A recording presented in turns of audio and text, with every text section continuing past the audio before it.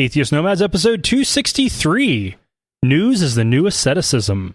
The podcast you're about to listen to includes cursing and talking about hoo-haws. Please be advised. Welcome to the episode of Atheist Nomads. I am Dustin. Joining me is Lauren. Hello. And we have Mary. Hello. And Rocco. Yes, I put Rocco in the cast section on the About Us page on the website. He's the producer who helps mark edit points.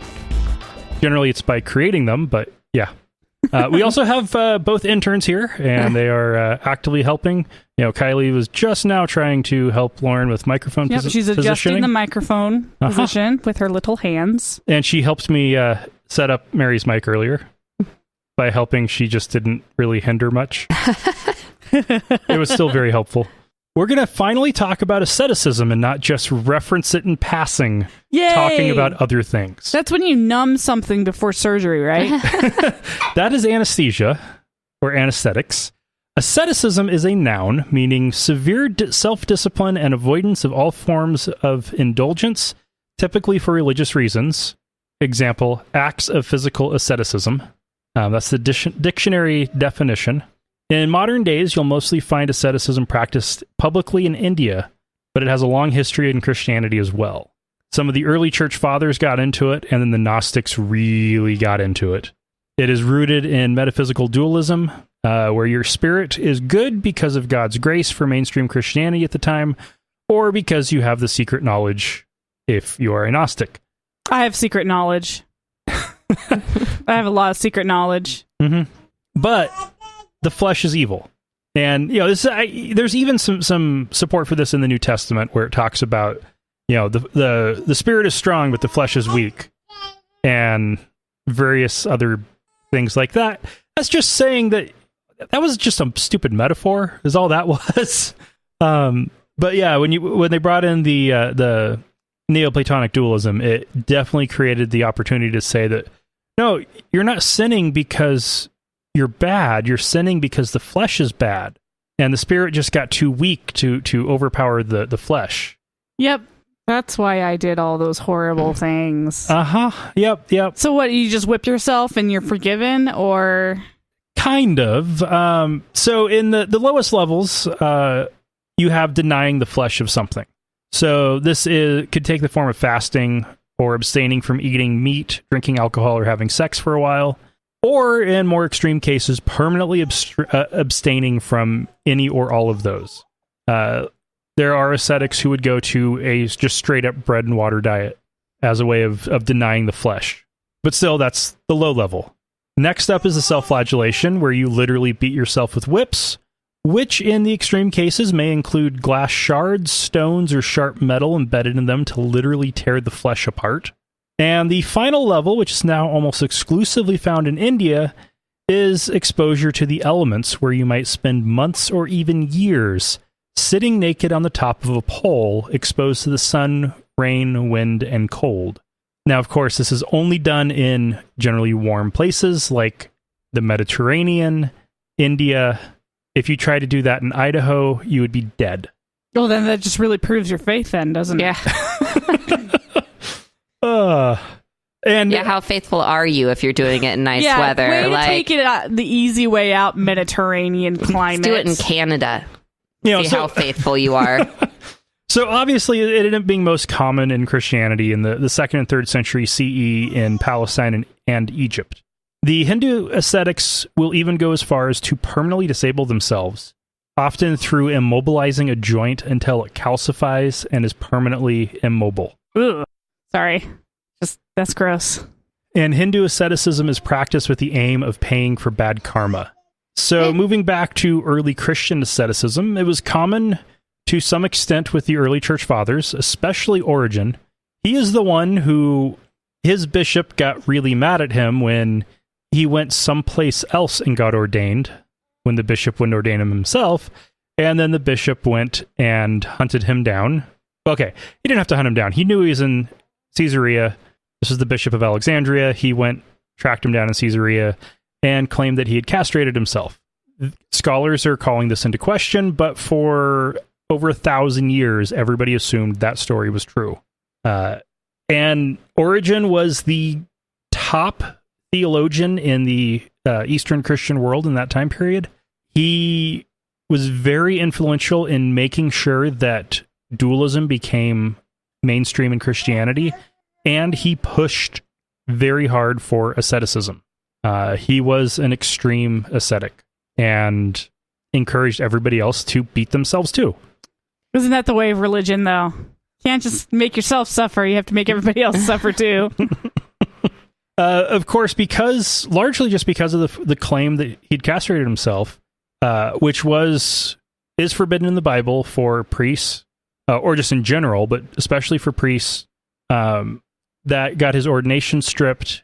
It was also illegal in the Roman Empire to do that. So he was eventually thrown in prison and died in prison.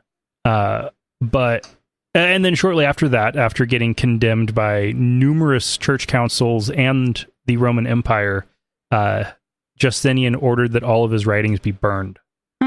So why is it illegal for somebody to castrate themselves? What's the logic there? I am going to... Every sperm is sacred? I am... Probably something along those lines. Yeah.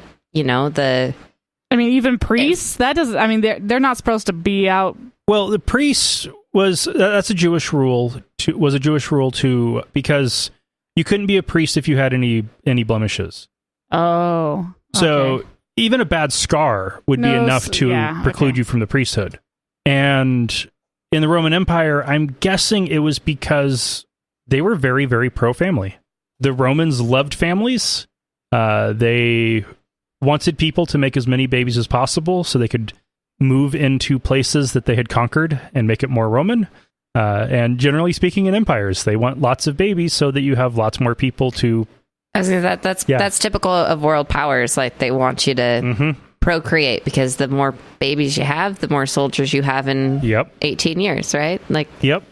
And not even just soldiers, but farmers too. Feeding an empire is really difficult. So you want as many farmers, you need as many soldiers. You need population to be a world power. So it makes sense. Mm-hmm. It's a fascinating origin story. But it got really popular with Gnosticism. Like, the Gnostics made Christian asceticism seem fringe by how common it was in Gnosticism. There are two main branches, the Libertine Gnostics and the Ascetic Gnostics.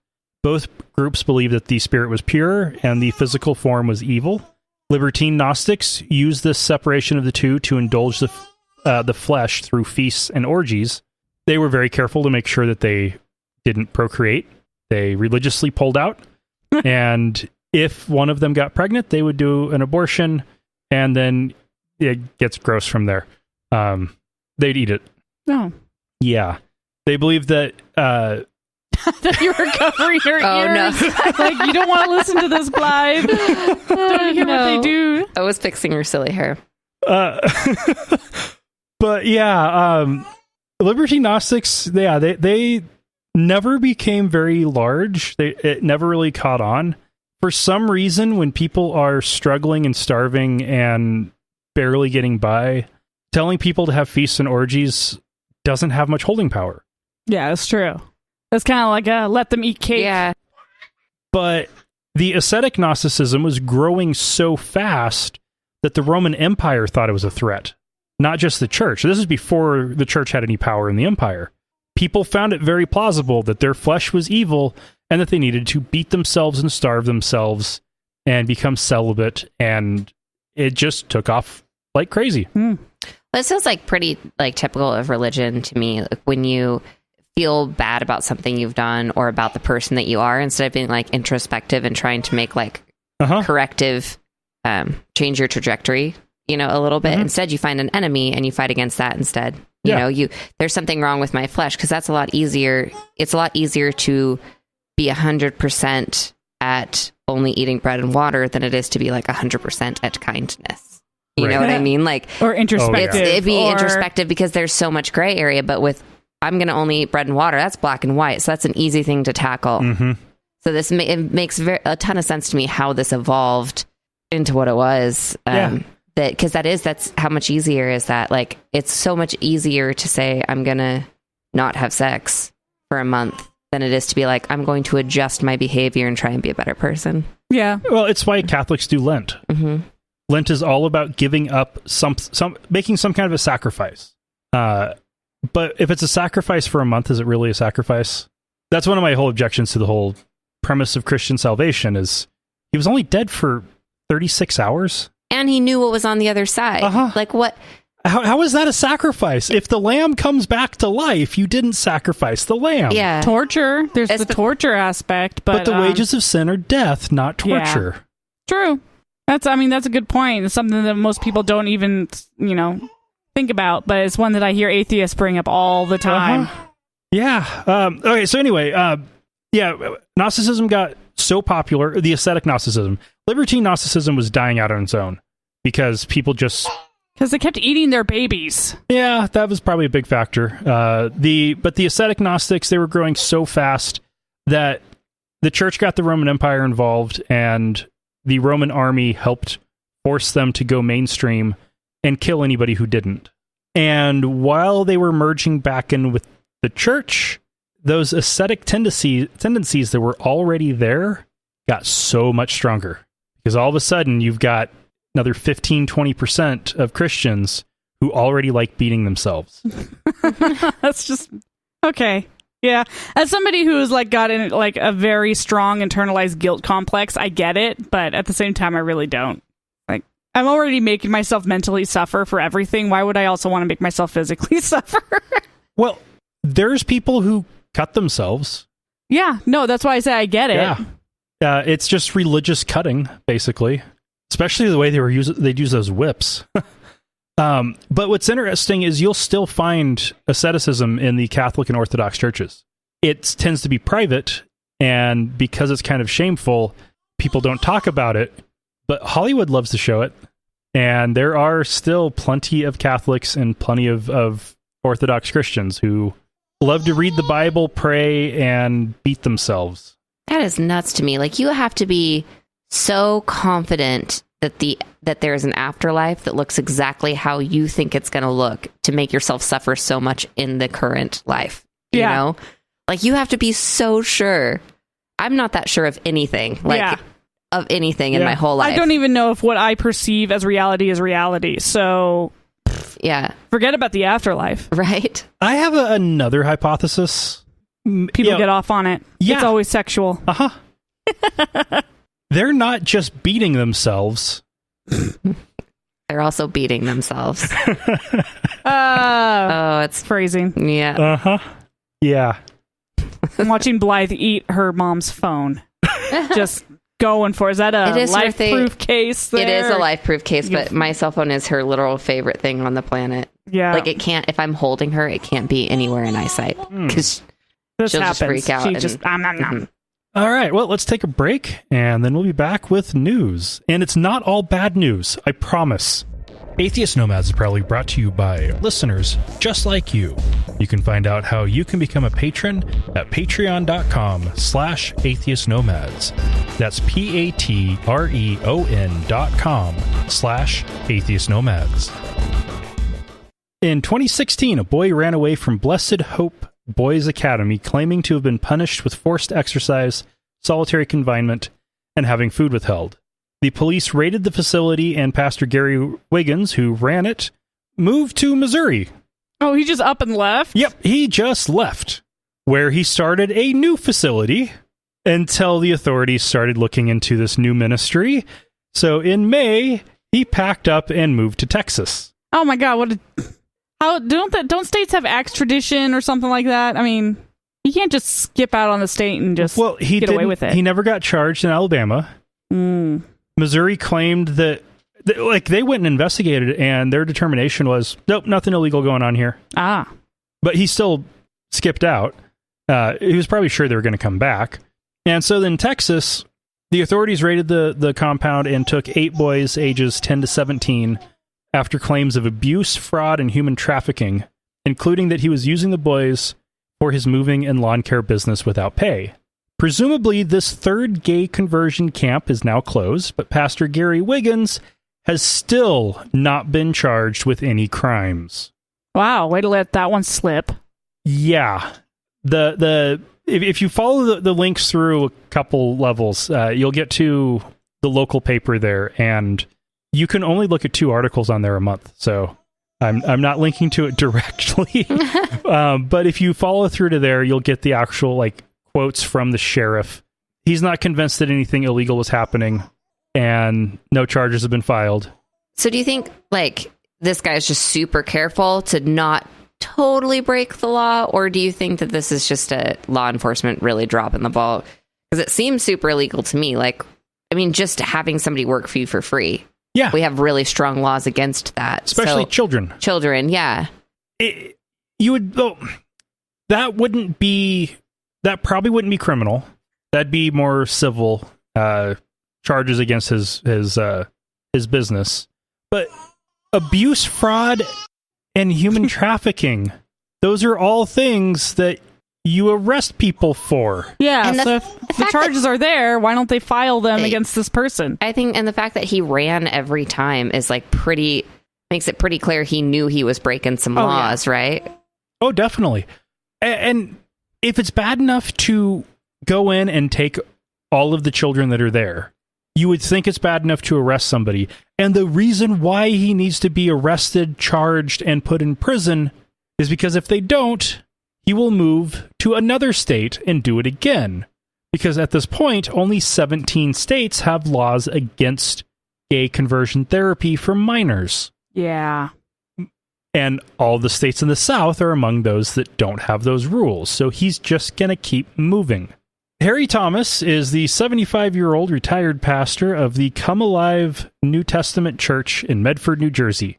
He's also a co-founder of the Creation Festival, which claims to be the largest Christian music festival in the country.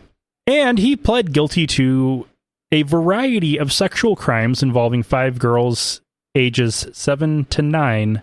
And after failing in his attempt to rescind his guilty plea, he was sentenced to 18 years in prison. What is 18? That doesn't seem like enough. No, he's 75.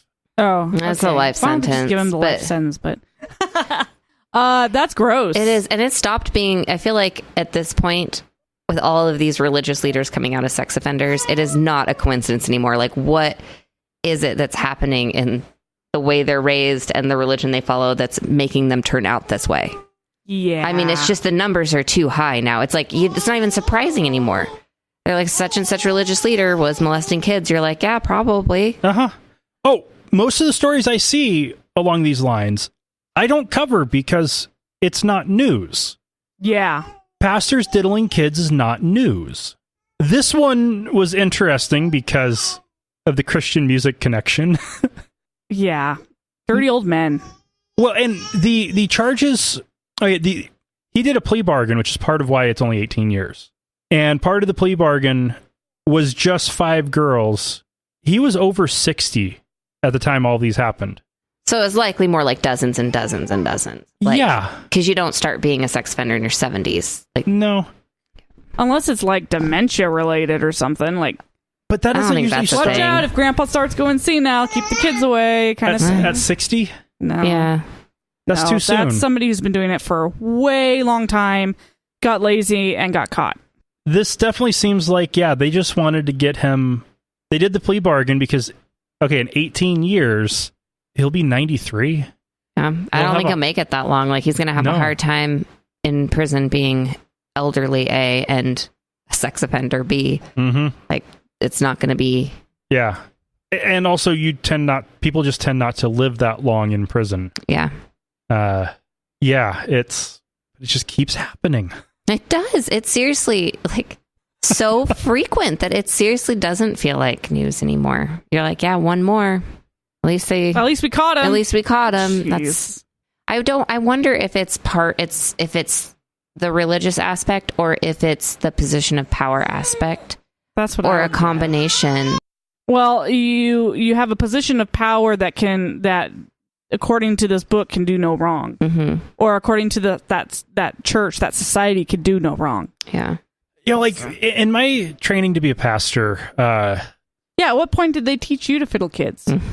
They didn't. We had training on how to avoid getting seduced by adult church members, which apparently is... Was that a real problem? Apparently it is. I can totally see it. Bored housewife. Yeah. Getting it on for the young pastor. Good-looking young pastor. And yeah, I guess I could see that too. The person you look up to who offers emotional support. Yep. It's a romance novel in the making. A really messed up one. Yeah. They were teaching ways to avoid getting seduced by church members because the thought of... ... and their children is what they... Children, a 7-year-old does not seduce a 65-year-old man. I bet the 65-year-old would claim otherwise. Well, they would. There have been. I'll send you the story if you haven't seen it before. But there is a LDS guy who was high up in the church that, I don't know if you guys read this, but his son-in-law basically was the one who's he's a bad dude. He molests children. Because he told his son-in-law that his daughters, 3 and 7-year-old daughters, couldn't come over anymore because they were sexually inappropriate with him. And he was that was my first red flag. But I'm sure this guy legitimately believed that. So is this the guy that was in charge of the missionary training school? No, that was a different guy. This guy actually, I want to say that he had something to do with translating the Book of Mormon into other languages. Oh, okay. But he actually was... got called to his position by the late prophet Monson, the one who just died kind of recently.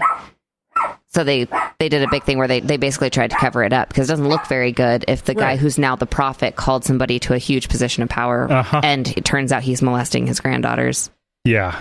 Which I would have to reread it to get through the details, but I'm sure this guy legitimately believed that these little girls are being indecent somehow because that's what they teach you from when you're young is that it's... I know it's kind of a secret, a shameful secret the society likes to cover up, but little kids will do things that are sexually suggestive.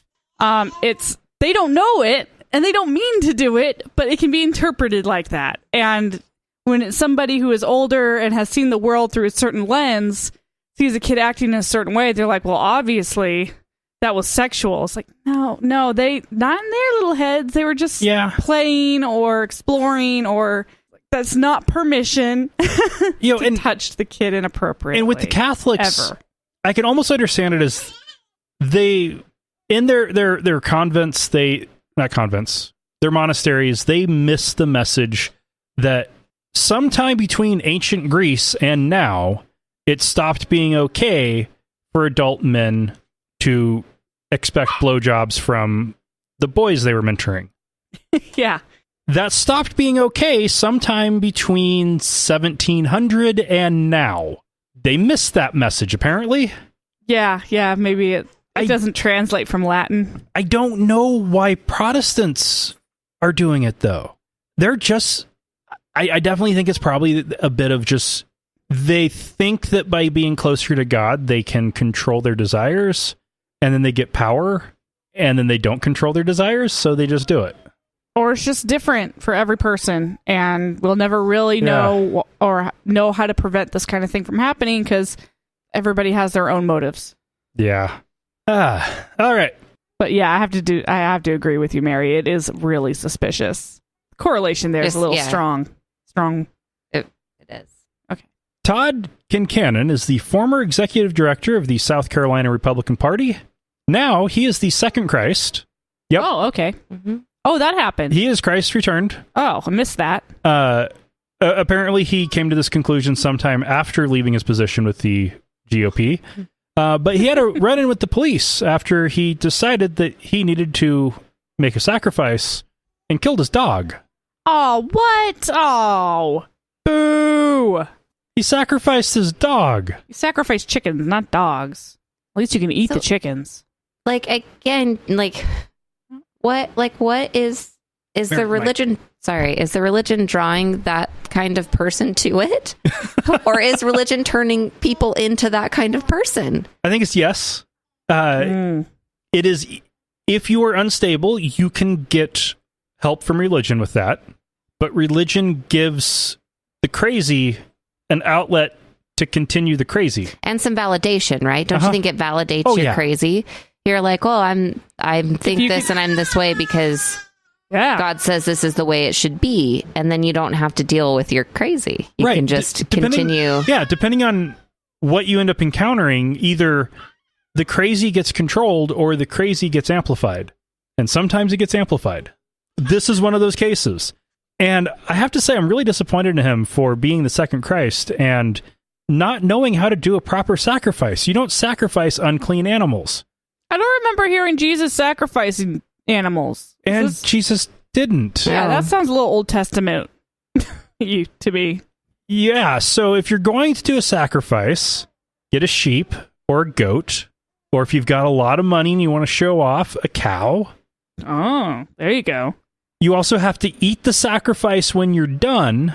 Oh, he didn't eat the dog, did he? Oh, God, I hope not. I don't think this guy so. didn't do it right in the first place, so yeah. Probably not. It's fine with sacrificing a dog, but eating a dog, that's too far. Can't handle that No. shit. No. Oh, man. Yeah.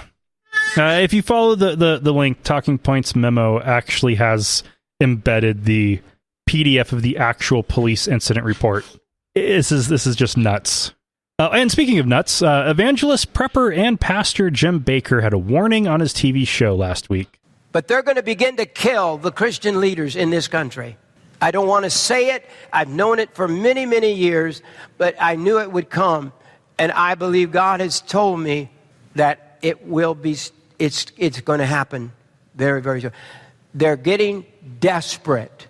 Yeah. So it's starting to make, like, the fear-mongering, it's starting to make me angry. Like, stop stirring people up. Stop telling people that there's somebody out to get them when there isn't. No one is out to get you. What's really concerning with it is totalitarian dictators and their backers, they extend their power by having power and using fear of an other, and the other keeps growing as long as you need somebody new to target. And it almost seems like they're running out of ammunition with targeting Muslims and Mexicans and Right. Well, nobody freaked out about those, so let's come up with a new one. so now it's liberals.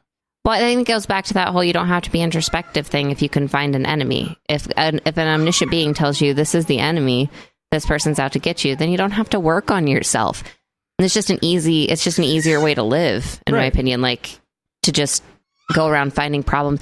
And the problem with this, though, that they don't quite understand is that if you find an enemy and you eliminate it and your problems don't go away, you're going to find a new enemy, and then your problems still aren't going to go away. And eventually you're going to find yourself in the group that people think are the enemy, right? Eventually it will be you if that's how you go about dealing with your problems. Unless you handle it like the Republicans do with the deficit, campaign against the deficit always, and whenever you have a chance, increase the deficit.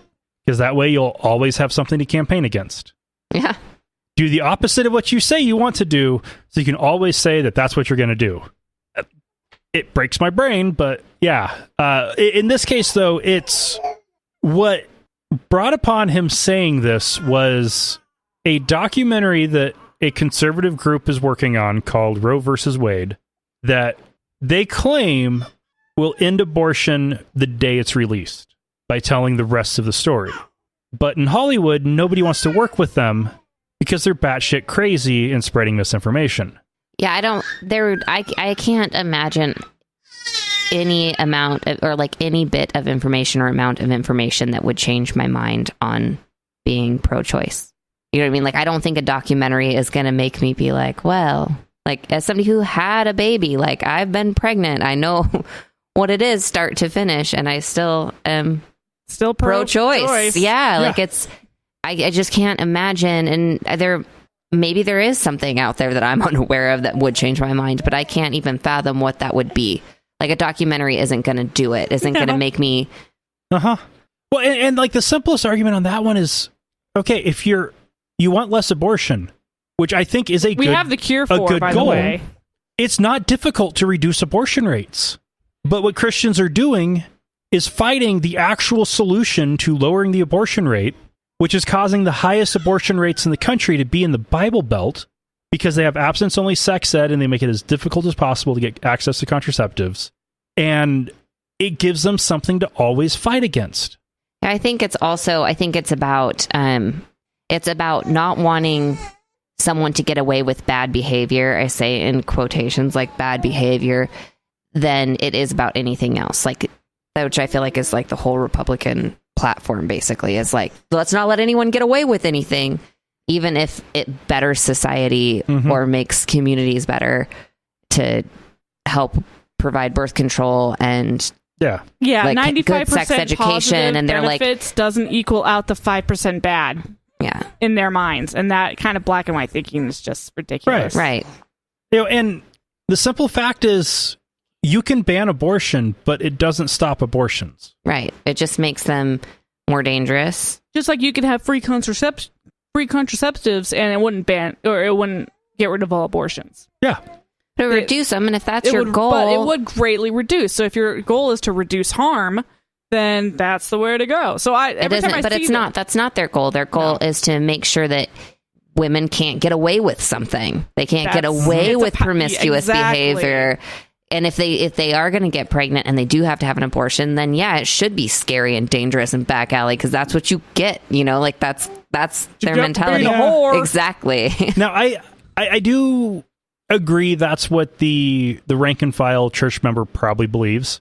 That's not what the leaders want, because if you look at the history on it, until Roe versus Wade, abortion was a Catholic issue, not a Christian issue. And it was since then, in the creation of the moral majority, that abortion became a political issue as a Christian issue. And it's just like what you do in evangelism. You create the problem. It's the same thing they're doing with tax cuts and campaigning against deficit spending. You create the problem so you can offer the solution. And it's annoying, it's frustrating, and it needs to stop. Real people are being harmed here. Yeah, every time I see those people protesting abortions and stuff, I just want to go by with like a handful of birth control pills and just throw it in their face. Condoms, free condoms, hand them out to cars as they drive by. That would be great. Just across the street from the protesters. That'd be awesome. Yeah. All right. So last week we talked about how Alex Jones had been suspended from live streaming on YouTube and suspended from posting on Facebook. Well, now, because he continued putting up videos that continued getting worse and continued live streaming on platforms other than YouTube, Facebook has shut down his pages. Apple Podcasts has kicked out his podcasts. Spotify has shut down all but one of his podcasts, both Alex Jones and InfoWars as a whole. And YouTube has shut down his channels. Good. Yay! Good.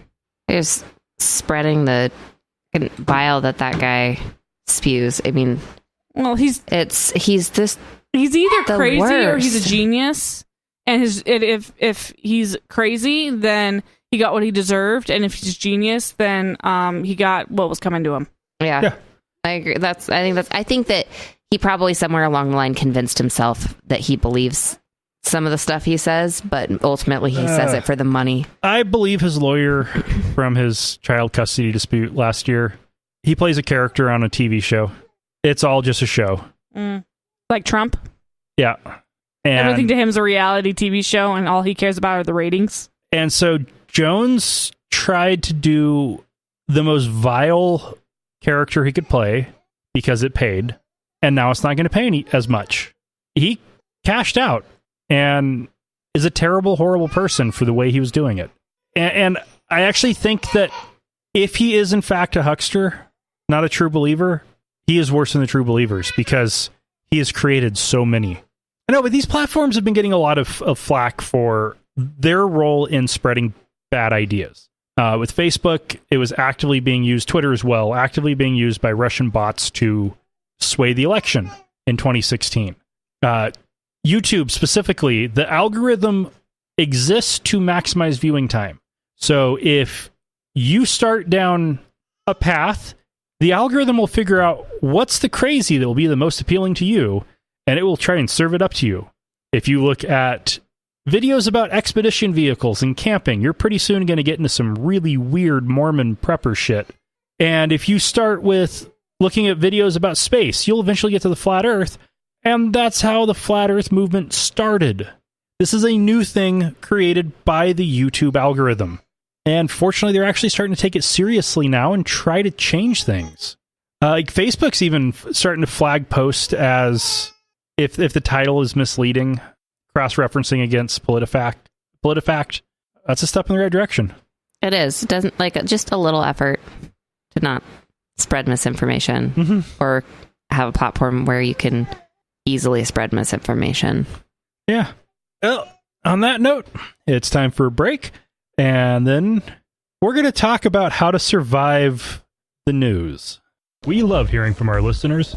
You can email us at contact@atheistnomads.com, tweet us at atheistnomads, send us a message on our Facebook page at facebook.com/atheistnomads, or better yet, call us and leave us a message at 541-203-0666. We might even play it on the show. You can also help us out by leaving us a review on iTunes, Stitcher, or your podcast directory of choice. All right, news fatigue is a definite problem that a lot of people are dealing with right now. It's almost impossible to look at any social media platform and see anything other than Trump and whatever the latest bullshit and garbage he's doing. Seeing stuff about the investigation. It's constantly there. The right wing is on the full attack, and it's in the news everywhere. It can be hard to keep up with. So how do we keep from getting too fatigued by it and stop caring? Well, you know how I do it. I supplement all of my news with puppies, usually. Seriously, like the groups that I join on Facebook, the subreddits that I'm on Reddit, they are aimed for cuteness and interests that fall outside of the political or religious realm. Because major burnout. And everybody's feeling it right now. Has been for the past year. So you deal with it by avoiding it? Yep. Or at least have it diluted down by cuteness and happiness. Okay.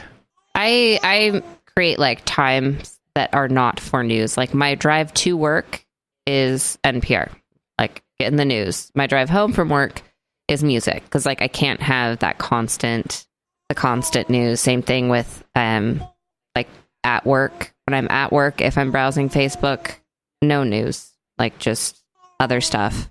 If I want to read news, I save it for when I can like sit down and really digest it. And also just being careful about my sources.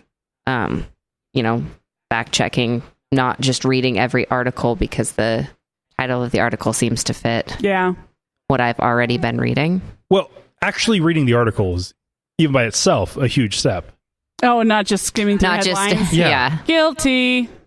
Well, like there was... Well, I didn't used to be, but lately I've definitely been skimming headlines more. There was one that I'd shared on Facebook and Twitter that Facebook flagged as misleading. And I agree. The headline was misleading. I didn't share it because of the headline of the article. I shared it because of the content of the article, because the content of the article was not misleading. And I actually checked what Facebook had offered as the critique to it, that yes, the headline was bad. The article wasn't. Headlines are garbage. Well, yeah, it's just we live in the era of scroll and click. So you have to have kind of a garbage headline to get people to read your article. Unfortunate side effect of the social media era. Yeah. Oh, man. Okay, so the way I kind of handle it is poorly.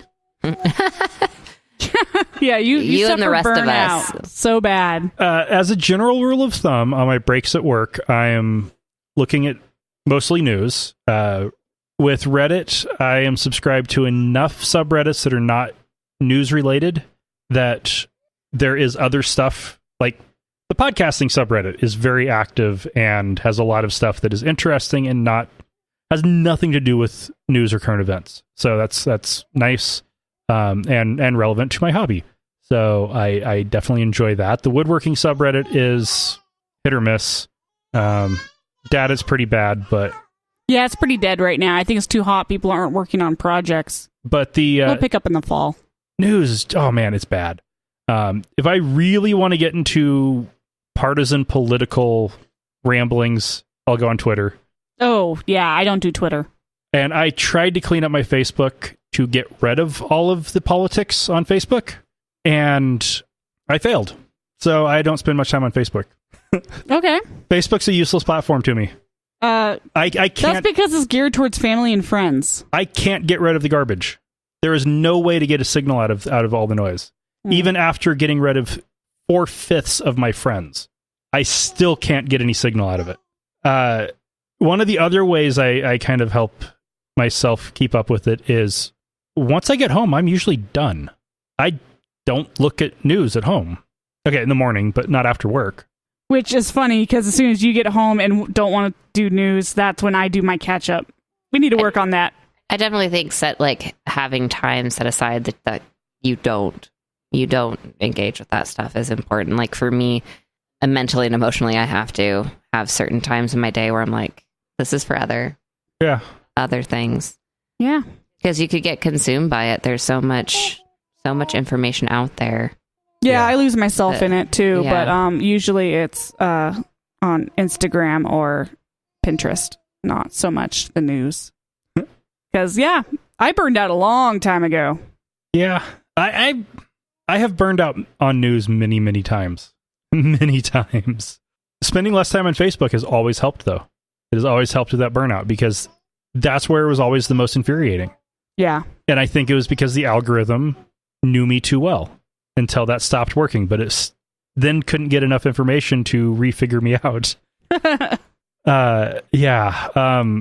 The other way I help manage it is with my podcast subscriptions. It's not just shows like this. There's some comedy shows. There's shows on various different topics, history. Can I pet your dog? There's Can I Pet Your Dog? Jordan Jesse Go is a show about nothing. It's wonderful. 2 college buddies that are now in their late 30s and a random funny or semi-famous person that they can rope into the studio. And they just bullshit for an hour. There's no point. There is literally no topic. It's just wonderful, mindless. It's wonderful. I would actually describe it as what the morning shock jocks should be and what they would be if they were decent human beings and not misogynistic assholes. Yeah. You can actually picture that. I get Yeah, you get the general vibe that way. And then, lots of comedy shows to help lighten the mood. Bubble is a good one right now. Bubble is amazing. They just finished up the 8th and final episode. If you like sci-fi or fantasy or horror and you like comedy, it is great. They push the limits perfectly almost every single time, and it's beautiful. She choked on the phone. You'd think that, that's safe. Nope. She'll still find a way to choke on it. That's awesome. All right, so this ended up being too easy of a topic. So we got another one. Oh. That I'll be curious with 4 women in the room. Lauren and I already have just talked about this, so I know she's familiar with it. Mary, are you familiar with the concept of benevolent sexism? I did see something on this recently, but remind me, give me So an example of it is a man standing on the side of the road with a broken down car needing help, and people just drive by, nobody stops. Woman stranded on the side of the road, everybody stops. Those people who are stopping for her but not for the man, that is benevolent sexism. Opening the doors for women, going out of their way to compliment women. Yeah. Offering to carry a heavy object for a woman, or an object that looks like it might be heavy. All those things are examples of it. And given the fact that we live in a shitty world, I am confident that it is not always bad, but when is it okay? When is benevolent sexism okay? Yeah. Is that the question? Well, I mean, the act itself isn't bad. The act of opening a door for somebody or stopping and helping with their car isn't bad. But I feel like benevolent sexism is more about the man or the person who's doing it feeling good about what they've done than it is about helping their fellow man. or fellow person, if you will. I have this issue in comedy a lot where people will say, I don't really like female comics because all they do is talk about their periods and vaginas and blah, blah, blah. And it's because they're fucking hilarious. What? Right. But white dudes talk about being white dudes all the time. We just don't notice it because their narrative, we've decided somewhere along the way, is representative of the whole. So we don't have to empathize with them. And I feel like benevolent sexism is a way for men to be like, I'm not a bad dude, without actually having to empathize with what it is to be a woman in this world. You know, if I open a door for her, then I don't have to be introspective about the times I've made women uncomfortable. If I stop and help her with her car, then I don't have to feel as bad about laughing at that thing my friend said about our coworker. You know, it's, I think it's, well, those things are nice to do. I think that they get done so that people don't have to be empathetic to what it is to be a woman in the world. I think that it's just a way for a lot of men to seek validation. Mm-hmm. This is why if a guy compliments a woman and she says, you know, fuck off, dude, she's not interested, he will just go off on her, threaten her, hit her, call her a stupid bitch, call her a fucking whore. I mean, it's a never-ending tirade of insults because this woman is just not interested in you. Or if they get turned down at a bar or something, suddenly what they are calling benevolent isn't. They were expecting something from it, and I think that there's a lot of guys at that point it crosses the line out of benevolence. Yeah, but I think what you're saying is they don't even realize they get validation out of the benevolent sexism because then they can ignore the time that they called that woman a bitch for not like accepting their come on or whatever. They're like, see, I'm not a bad dude. I open doors for ladies. Nice like guy. I'm valid. Like I'm validated. You know what I mean? So that they can ignore all the times they were an asshole because they're like, I'm not a bad dude, and they probably legitimately believe it. Yeah. But it's like a terrible, terrible preface to a sentence that goes on to be something terrible. Yeah. Which it's just it's easier to open doors than it is to like work to be changed and not there's a lot of people who, I mean, I see it online all the time where a woman is saying that, you know, we want equal pay, and then some guy will come up and the nice guy, quote unquote nice guy, will come up and say, well, okay, then I'll stop paying for dinner and stop opening doors for you. Is that the kind of world that you want? Yeah kinda actually. Just because you think you're doing us favors doesn't mean that we're obligated to give you anything in return. The other side of that, though, is it's nice to do nice things for other people, no matter what gender they are. You genderless, it doesn't matter. Just be nice and don't expect anything in return. Well, there's also an element of it, though, that is inherently condescending. Oh, it absolutely is condescending. It's treating women like they are weak, automatically treating them like they're weaker, that they are ignorant, that they're naive, that they're younger. I also feel like they're trying to make up for something, like seriously how like unequal we are in society. They're like, but at least you get the door open for you, right? Like, or somebody as if that makes up for something. Or somebody changes your tire when you have a flat. You get something out of that, but you also created a society where a woman is less likely to know how to change a tire. Like my brothers got taught how to change a tire. I did not. Uh-huh. I still do not know how to change a tire. Now I'm 30. I should just teach myself. But like, I need you to change my tire because in society, like, we make it more important to teach our sons and our daughters how to do that. So you built it that way to start with. So, and even, you know, mothers teach their sons to open the door for girls and stuff because that's how they were raised. Well, things are different now. Yeah. And I think there's like when thinking about this yesterday, one of the things that crossed my mind with it was, if you offer to help a stranger out of a concern for her safety, what makes you think that she's not going to be scared of you? Ah, that's a very good point. If I stop because it's dark and there's a woman stranded on the side of the road, stop to offer help before some nefarious person swoops in and takes advantage of the situation, isn't she just likely to think I'm that guy? Yeah. Yep. Yeah, there's a the idea like of misandry right now. You know, like people are like, that's misandry if you're distrustful towards men.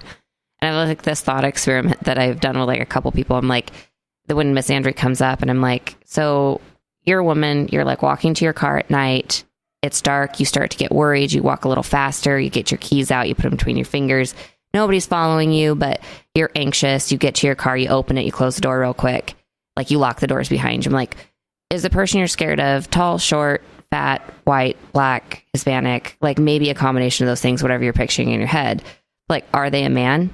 Every single time, like every single time. You're not walking to your car more quickly because you're worried a woman's going to jump out and do something to you. So it is like, you're just more likely to, in your point of, yeah, we are going to be scared of you because that's the only consistent thing that's consistent. No matter what else you look like, if you're a man, we're more likely to experience violence. Yeah, you have a built-in physical intimidation factor that is you can't deny. Yeah, and it's not misandry. It's just statistics. Like statistically, because we're more likely to be hurt by a man, we're going to be more scared of them. But it'd even just be an example of privilege. As a 6'2" man, I have the privilege of almost never being afraid for my safety. And finding almost no one intimidating. Yeah. But your mere presence to anybody who doesn't know you is already it's like when people decide to carry guns. That is there as a form of physical intimidation. You may be well trained and have no intentions of pulling a gun out on anybody. It is there just as plan B. Just in case something goes south. But for the other people in the room, they don't know you. They don't know that you're thinking that. All they see is somebody with a gun. Yeah. Unfortunately, in this case, your very sex is the gun. Yeah. And and my size just amplifies it. Yeah. Yeah. Which size isn't really even that big of a factor. Like I tell Robert all the time, I'm like, the smallest able-bodied male can still take me. Like the smallest one.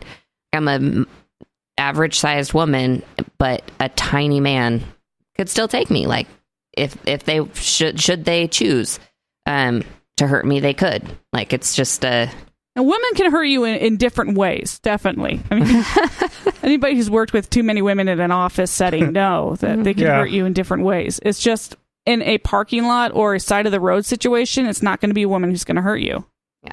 Yeah. I'll never forget that first time in an elevator when I realized long elevator ride alone with a woman I didn't know, and the realization that, she's probably wondering. I don't want to know what she's thinking. It's actually what my thought was. It was like, she's probably scared of me a little, at least a little bit. And this even if sucks. she logically overrides that with, no, we're just both taking the elevator to the same floor. It's no problem. The anxiety is already there. The stress is already heightened. You get into fight or flight mode, and it's beyond your physical control. Yeah, I have skipped so many elevator rides. Decided to take the stairs when I realized it was going to be me and just another man. You could always shove the guy down the stairs. You can't do that. So once you're in that situation, the worst thing you could do in an elevator is push all the buttons on your way out. So once you're in that situation, and it's an elevator that doesn't have another stop for 40 stories. WAMU Tower in Seattle is the example I know of for that. You're in that situation. What can a man say to?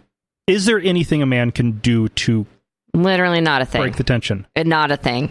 I mean, because I feel like because we've been in both situations where the guy is just silent and gets on his phone, and I'm like, why isn't he saying anything? Like, what is he thinking? Like, and then, but when they talk, I'm like, why is he trying to be friendly? Why is he trying to put me at ease? I'd have never been in a situation like that where somebody said something that's made me feel better. The only thing I can think of is if the guy got on the phone and started talking to somebody. Yeah, that would do it. Nothing they could say to me, but they could get on the phone and... Phones almost never work in elevators. It doesn't. You fake it. Yeah. If you're really that concerned about the comfort of the people in the other people in the elevator, fake it.